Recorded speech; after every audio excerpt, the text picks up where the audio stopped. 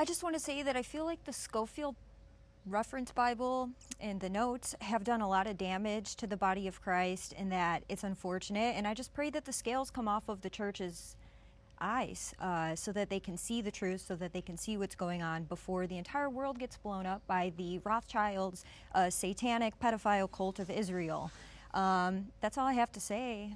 So this is one example of something that got edited out of my recent debate on the Dr. Daff show. It was amongst Christians, allegedly that's what those women are, where it was 4 of us were Zionist and 4 of us were anti-Zionist, and we were supposed to debate it on the basis of theology. Is that what the other side did? No, of course not, because they don't actually have any connection to theology. That's not where they're getting their views from. They're getting their views from their blatant Jew hatred, which they put on full display many times throughout this video and many times throughout this conversation that you guys were not able to see for various reasons. That was just an example of Morgan Ariel, who also in this debate, which is shown, decided to laugh at the Holocaust.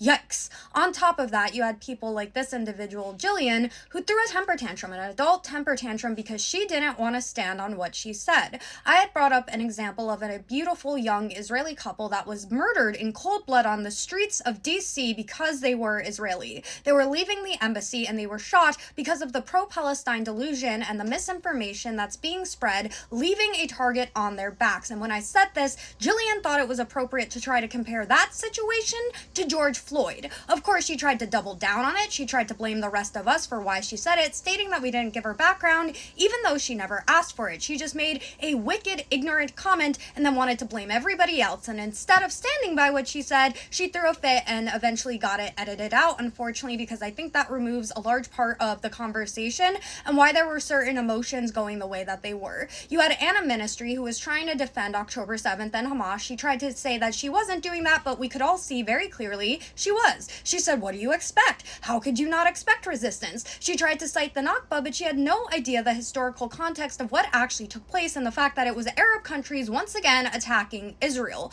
These girls had no idea what they were talking about. It wasn't biblical. It wasn't based in fact. It wasn't based in reality. All it was based in was their blatant anti-Semitism. And I'm not using that word flippantly, but you could go look at their accounts. You could go see the way that they speak, and you could try to tell me that what Morgan just said in that opening clip is Christ-like, and I'm going to call you delusional.